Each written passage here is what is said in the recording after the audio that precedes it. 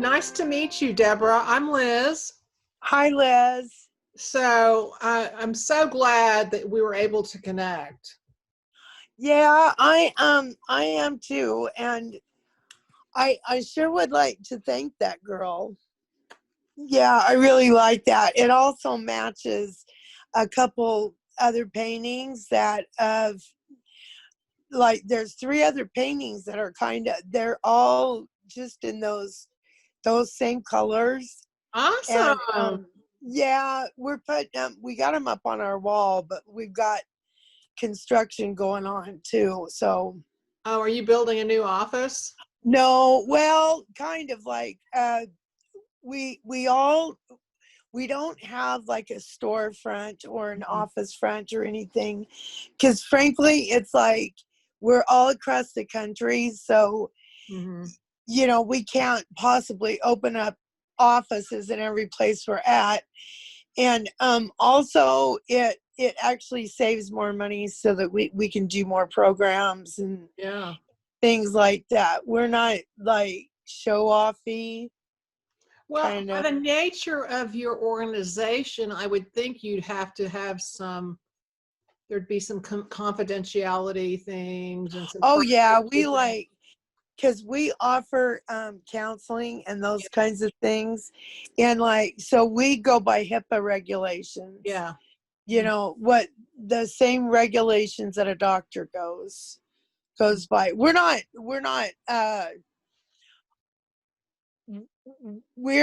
like, we don't have to be that way by law. We're just that way. We got, we've got two therapists, and then I'm a sociologist. So it's like Wow. we just kind of like escalate it as far as how bad the problem is and things like that. That we, but yeah, so we go by HIPAA and those kinds of things. So tell me, how did you start this organization? Yes, I did. In 2012, well, for about 20 years, I ran a cellular market in Southern Oregon. Mhm. And we got, we were a little company and stuff, but we still were profiting and things like that. But Verizon came in and bought us out. And that's when everything changed to where I saw it was not going to be the kind of place I could work, Mhm. because we would always, help the customers and things like that.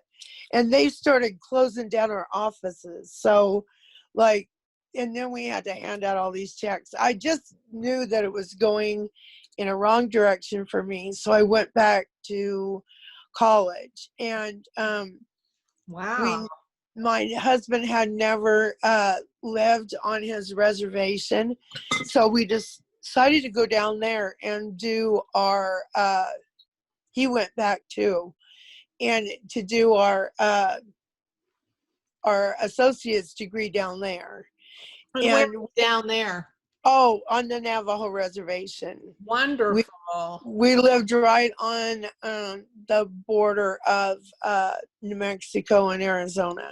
Mhm. And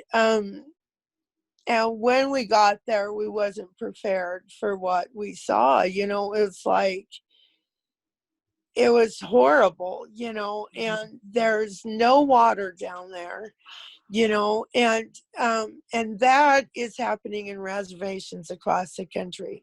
That's not new, that's just not indicative of them. It's the way it is, and then our first friend was murdered in Gallup, New Mexico. Wallace Weaver, a wonderful man, just the happiest guy, And um, when Wallace was killed, I noticed that something was going on because they came by our house to tell us, but nobody was crying and nobody looked at each other. And it wasn't until our friend Sharon Gorman got murdered 2 weeks after that. And then that's when I started to understand that these guys had to live around it so long that they couldn't feel it anymore. Not in a bad way, and I don't mean that Right. like that they didn't care. It was because they couldn't. Mm-hmm. It It's had happened so many times. self-preservation, Right. way of protecting themselves. Wow. Yeah. Yeah. It was a survival mode, and then my husband's best friend was murdered down there about a year and a half after that.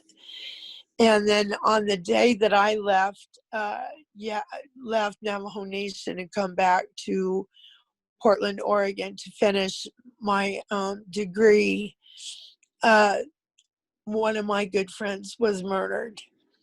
And she was murdered by, in front of, by someone we knew, someone that actually used to have a relationship with my husband's cousin, and he did it in front of 5 people. And this day, then he raped her after she was gone. And, you know,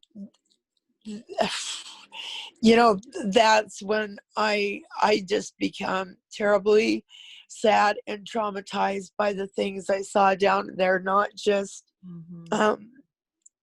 not just, the murdering and stuff. I mean, there was no water, it's like Why every don't day. they have water? Has it been cut off or? Well, early on into like the 1900s, they started uh, taking water away from the tribes down there. Like they divert it into the direction they wanted it to go into, and that is like a lot of that went towards Las Vegas. Mm-hmm. Went through places that Mm-hmm. would not even be there. But I mean, it's like that in itself Mm-hmm. uh, killed the Gila Indians on the border down there. They almost didn't even make it through that because not only was their water taken, then of course, then they couldn't, their crops. And Navajo, there was some water there for a while, Mm-hmm. and then but now it's poisoned with uranium. There's like over 550 uncapped uranium mines on Navajo Nation. And like every place we lived, there was a yellow ring around the toilet from uranium.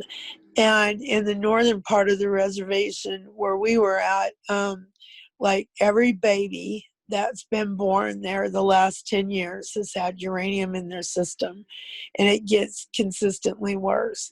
I mean, it was the most horrible realization. Mm-hmm. And my mom and dad were, there from, everybody but me was born in Oklahoma. And they left there, it was like shortly after I was conceived, and they deliberately not taught it, didn't teach us certain things, because by the time they got to Oregon, they just wanted to blend in, Yeah. and so like, I mean, my parents had me when they were 50. They were born in 1915. So they weren't even American citizens when they were born, and when they got, well, you could, of course, there was no voting then either for a long, long time. And, but so they knew the worst of it. And I remember my mom telling me that a lot of women got raped down there, and she actually didn't tell me a whole lot until my dad passed away. And then she registered us and everything, because dad told everybody we were Hawaiian. Wow. And my brothers and sisters went for it, because they were like 20 years older than me, you know. They were like, all right, you know. And like, I thought he was Hawaiian until like I was in the 4th grade, and then my mom, like, somebody asked me to do the hula in front of the class. And mom like threw this dish towel down and says, Leo, you need to tell your daughter the truth. This is enough, you know. And then it was like, okay, then I understood, you know, because I never really felt like I was Hawaiian. Yeah. But yeah, so, yeah. That's the only. And then my dad hired another native as a truck driver, and they told everybody he was Hawaiian. It was just funny, you know. It's like, but I know my dad and mom, they did it, you know, to try to protect us. Mm-hmm. But like after, like I said, after my dad died, then my mom, like, you know, and my grandma always knew that I was going to be the one to start living like a Chickasaw again. She just knew it, you know. And I think that she counted on it. Mm-hmm. You know, because like my grandma was born in like 1890 something, or 1880 even. Mm-hmm. But yeah, it was just like really hard to swallow that they had to live like that. You know, because even in Oklahoma, where there's like, you know, close to 200 tribes down there, you know, it's like even there, you know, it we were not placed on reservations where we have territories. Mm-hmm. We were supposed to have our own land. Of course, we all know how that turned out, you know. But it's like we're not sequestered off like reservations are, you know, and in Oklahoma. And so like this whole, well, I kind of went off track when I was telling the story of why I did this, but it started this, the Facebook page started as a internship for Native Studies. Wow. And my teacher, Judy Blue Horse Skelton, she's like always trying to think of things for me to do to heal my heart, you know, from what we'd seen down there. And like, and then once she told a couple other classes, well, this is what happened to Deborah down there, then other people started coming and telling me, this is what happened to my auntie. This is what, and like, I mean, like almost overnight, like how we started getting like tons of letters from Yakima Nation in Washington State. And it was just it was, you know, just horrible, and it has been horrible. Mm-hmm. It has not ever ceased to be horrible. It's less than it was, but they just moved a state over to Montana, you know. But about, by the time I was graduated from school, the first year, that's when we became 501c3. And then, and that's how the organization started. Mm-hmm. And there was just 2 of us for a long time. And then, yeah, so, you know, it's weird because everything, now that we've been there 5 years, you know, we got the FBI coming to us for advice. We got people, seriously, Mm-hmm. they're like, Got the I got inside to call. information. Well, they see us like actually doing things, Mm-hmm. you Yeah. know.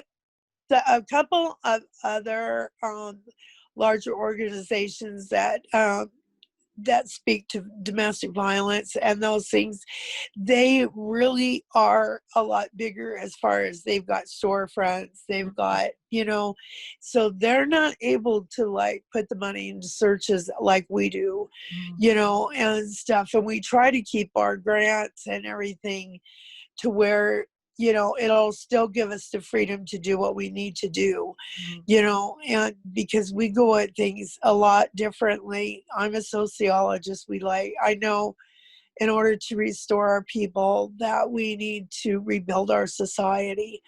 You know, will it be the same as it was? No, you know, but will it be better than it is now? Yes, you know. And so that's kind of why I became a sociologist when I decided what my major was going to be when we were still down there. And I was just like, my God, you know, this is what my parents were trying to protect me from. Yeah. Yeah, I'm sorry. That's okay. So can you tell me kind of what you do, what your organization does? So for people that don't know about MMIW. Yeah. Just for a few statistics, there are 7 out of 10 women will be raped that are Native women. We're murdered at 10 times the national average. And that took a long time to learn that number because they do not keep track of Native female or male murders or crimes against us in Indian country. So we're having to create a list of our own dead. And that's still going on. That's still an ongoing thing. And still we passed legislation in Oregon and Washington to start a database. But all the other states have no, like, still they're, you know, they're not keeping track or anything. So it's like those numbers are going to be even worse. And like in some states that have a high rate of murdered natives, they actually will miss race us on purpose, like say that we're white instead of I worked for Missing in New Mexico for a while, and then I started noticing that that all these new ones that we were getting, they were listed as white and not as Native Americans. And what the state of New Mexico was doing was asking you had to show a tribal ID in order for your child to get listed as Native or not down there.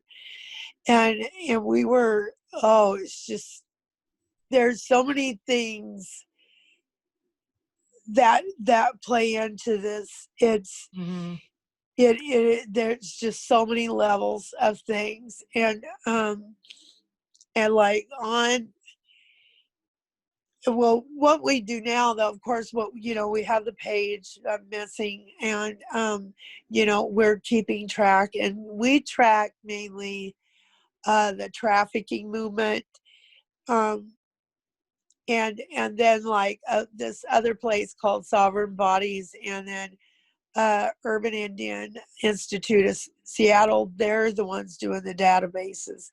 So that leaves us, you know, to work in a different arena. We have really, now that people know we're doing what we say we're doing, that we're actually going out there and having searches, you know, helping the families, because most of these families can't afford burial even, you know. And I cannot even tell you how many times we've, you know, helped send a body back to Alaska, just from Seattle, just. And then Seattle, when COVID started, Seattle started shipping people home to the reservation because there was no place in morgues, there was no place in mortuaries left, you know, and they didn't tell them how to bury the bodies.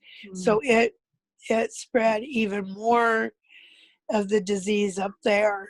Yeah, that happened to a little yeah, to a little island like right below the North Pole. Mm.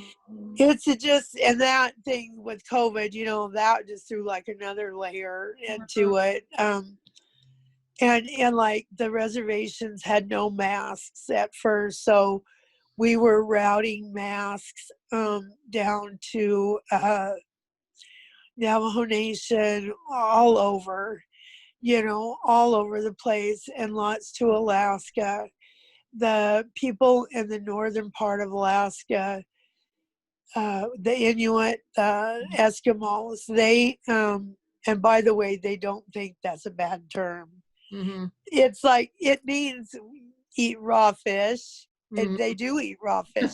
They're like, why would that be? You know, of all the things you can tell, you know, call us, that's not a lie. It's a white person's foible.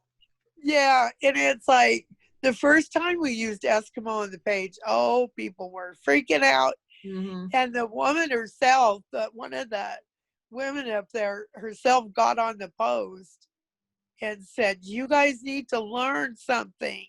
We do eat raw meat." You know, she He goes, likes "That's all sushi. that means." Yeah. But like that whole village up there, they didn't have any kind of food, and we had to, like, what we ended up doing was like putting it on our page. Can you guys send, you know, a bag of rice and stuff? Because we were sending money up there, and there was a little store on the next island that had food, but a bag of rice was $25.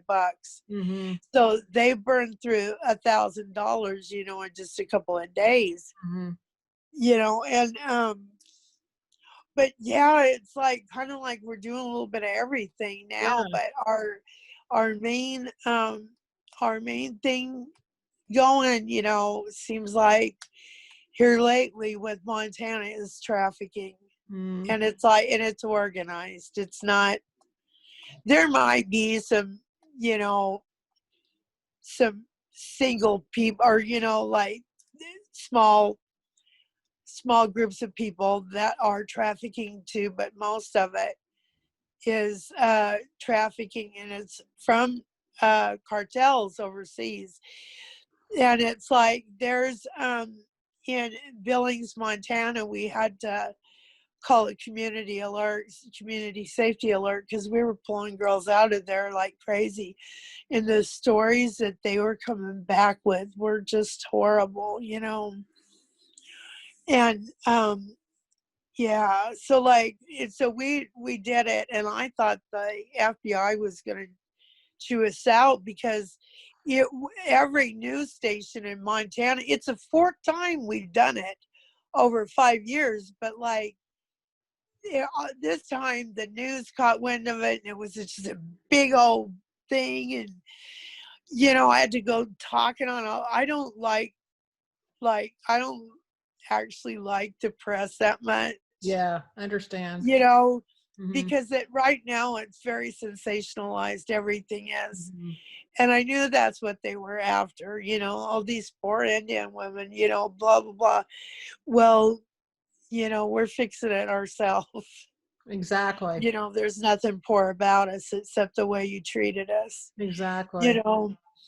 And like, so then, you know, we had to do that community alert, and then this guy from the FBI wants to talk to me, and I'm like, oh my God, have I done it this time? You know, they're gonna like arrest me. And Mm-hmm. and it ended up he's like, I just wanted to tell you guys you're doing a good job, you know. And this other trafficking organization, Yellowstone human trafficking thing. Now, see, he had, or one of them had told her to get in contact with me, that we had good footing within the community. Mm-hmm. You know, we were just like, the FBI gave you my number, I'm sure, lady. You Yeah. know, but it was real, and they did. And it's still a little baffling. Mm-hmm. Mm-hmm. You know, but like you said, it is what it is. And it's like right now in Montana, I mean, we're not a huge, rich organization, but we've got more than the feds. We've got more money than they to help the people. And like then I started learning. That's what I learned too in the last few weeks, is just about how bad the funding is in Montana, and that's one of the reasons why, you know, the traffickers settled there. You know, Exactly. yeah, it's because of that. And then there's also a more horrifying aspect to this. See, most Native Americans, if you're over half blood quantum, you have O-type blood. And O-type blood, the organ traffickers go crazy. Are like, They're you know, universal yeah, donors. yeah. And to see Chinese are that way too. And we both, Chinese and natives, we both can't process alcohol like Right. another human being can, you know. It just, our body, it just sits in our body, you know. And it's one of the reasons, you know, it's like always knew there was something to why natives, it affected us differently, you know. And I drank for a while. I was an alcoholic in when I was a teenager, but I stopped, you know, by the time I was 25, I stopped. But a lot of people can't. And when I went down to the reservation, I was just like, oh my gosh, I knew our family was different. I didn't know why, but when I went down there, and I was like, oh my gosh, this is it. This is the question, the answer to the question that I've asked myself all my life, you know, Well, what if you is divert going water from on with. if you divert water from a culture and then you supply them with a drug or something that's going to poison them, I mean, there's really, that's abhorrent. It's just abhorrent. I mean, that's what they've It been, is, you know, it's government like, doing that for our factions of whatever have been doing this for centuries. So, I mean, how do we stop it? yes. How do we get a handle on this to be able to get ahead of it? Or can you get ahead of it? I mean, is this a monster that you can't, you cut one head off and another one grows, or? I think it's a monster.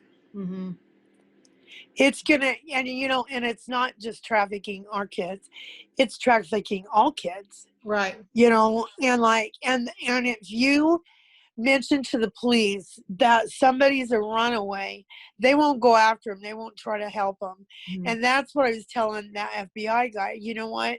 Those are the people we should be looking for. Those are the people that we should be protecting. You know? Yeah. So you're gonna blame a teenager for running away, that the consequences for them has to be trafficked, you know, and on drugs. Yeah. In Billings, they are putting so much methamphetamine into these girls' systems that they sound crazy. And every girl that we've had is sounding crazy. For the first one, we didn't know whether she was just really, really, we didn't know what we were looking at first, you know, because it's like, you don't know whether this is a true drug addiction or this is somebody that's been manipulated and hurt. And every day that these girls were away from there, they became more clear-headed. Their stories started making sense. You know, two of them had tracking devices on them, you know, and it's just like, we shouldn't have to be doing this, you know. And this country has like fought so many wars on other soils, you know. My son went to Iraq 3 times, you know, and that we should have been stabilizing ourselves. Now look at what mess we're in. And yes, it's the amount of money that these guys make off of women and children and young men, you know, and then there's work trafficking too, which is not as prevalent, but it happens, you know, to men. And, but these kids, you know, it's just, I don't know how many times we've fought with police over, oh, well, she's a runaway. She wants to be gone. Mm. Oh, really?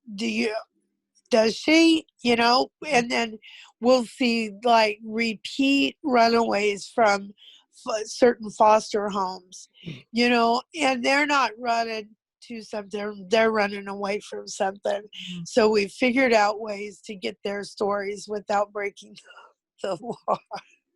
That's, But you have to, you know, and these kids, they don't need to be made to feel like that they're damaged or, you exactly. know, and but the sad truth is they are. Mm-hmm. They are. Mm-hmm. And but they don't need to be treated like dirt, like, oh, you've been used and tossed away. You know, that's just, Mm. yeah. So like when you see the picture that the young lady, you know, painted for this, the hand over the mouth, Yeah. you know, it's come to it. First thing that we did was use a black hand over the mouth for silence, and then red in the hair for the blood that's been shed. Now they're using the red hand, and I'm not quite, different people say it means different things, but Yeah. we still just do the black hand. Mm-hmm. Just, but that's like kind of a universal, you know, a universal thing is the hand over the mouth and the stuff like that. And there's a lot of beautiful images that have come out of great pain, you know, for this whole thing. Mm-hmm. Oh, Yeah, my. my allergies are going crazy. Mm-hmm. I'm allergic to leaf mold and I live in a forest. That's like, Ruh-roh. but yeah, I don't know. I doubt that we'll ever quit. We'll probably just keep on going and morphing into whatever our community needs at the time, you know. Mm. So were you surprised how did you find out that you were, was it when I texted you or messaged Oh, I'm not sure. I was like, I didn't know that there was going to be even a contest, Yeah. you know, but it was, it's, you know, it's a beautiful thing. And Mm-hmm. it shows we're being heard, you Oh, know, and yes. it's like I told my auntie, you know, I was like, Auntie, people care, they just didn't know. And that little voice of hers is like, she's like, Deborah Marie, Mm-hmm. you know, it just, when I told her, yes, Auntie, people cared, Hmm. she couldn't believe it, you know. Oh, well, believe And it. it's like, yeah. Yeah. And then as she's tried to get me to stop, like many times, stop doing this, and now she quits trying, but she's like, she still gives me the guilt trip. She'll go, Deborah, are you still alive? Well, that's what I was going to wondering. What about your safety? I mean, do you ever get threats or? Well, I haven't gotten threats, but I live in an undisclosed location. Like nobody can even find me. Mm-hmm. And like when I speak or when we march or anything like that, we got AIM is American Indian Movement, and it's like they've been an organization since the 60s. They have people, and usually Portland police, if I'm doing it up here, Portland police is stationed at each exit. So, but yeah, it is scary. And like our girls,